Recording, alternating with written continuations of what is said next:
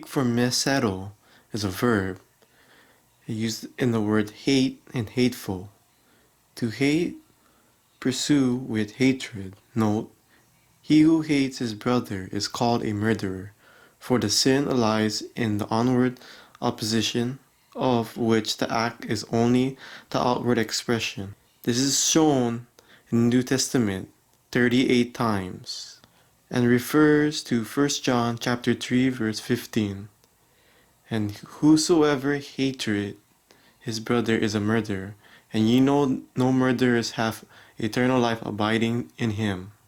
Letter of 1st and 2nd and 3rd John. It's actually an ominous, but the 2nd and 3rd John was written by someone called the Elder. Now the language, style of all three of the works are identical to each of John's Gospel, so most people think that all of them come from the disciples that Jesus loved now. That could be that John Zebedee or one of the 12 apostles, or it could be another John among Jesus' earliest disciples known as John the Elder. Whichever John it was, he is now himself overseeing network churches and communities are likely around the city of ancient Ephesus. Now, from the clues, the gospel, and from these letters, it seems these communities were mostly Jewish followers of Jesus, and they had recently gone through crisis that motivated John to write these letters. He mentioned that a group of people have broken off from the churches, and these people no longer acknowledge Jesus as Israel's Messiah or the Son of God. They're stirring hospitality among the who strayed,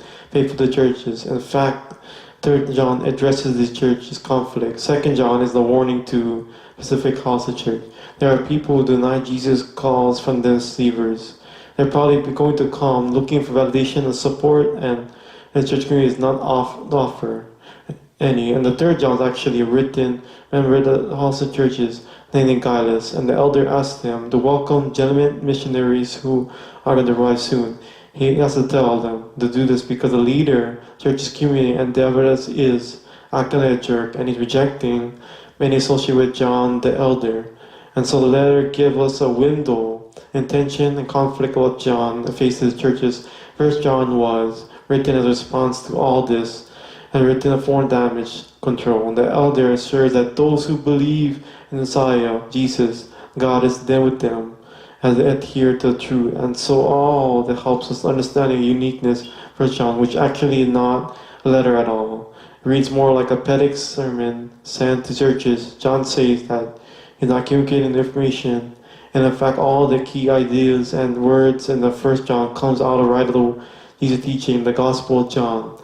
And so John's goal is to remind them and persuade Christians to stay true to what they say that they believe. The poetic quality of John's sermon is really cool. He doesn't develop his ideas as linear or logical, rather than he uses rational technique or ancient heretic complication. So John just go for ideas to what accumulate, what life and the truth and love. And it's going to cycle around these ideas, repeating each offering at a time with a different angle and emphasis. He uses a lot of happy, uses a very stark contrast, simple images of light, and dark, and love, and hate, and good, and evil. But don't let the serenity of 1 John fool you. His work is deeply profound. There's a clear attraction to 1 John, and a clear love.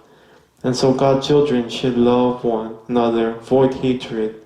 Don't be like Cain from Genesis chapter 4 says.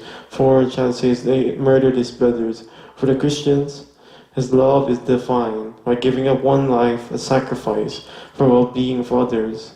That's what Jesus did. And when Jesus' children love for them, it changes them. And so John warned once, again deceives that these called false prophets, they deny Jesus Messiah.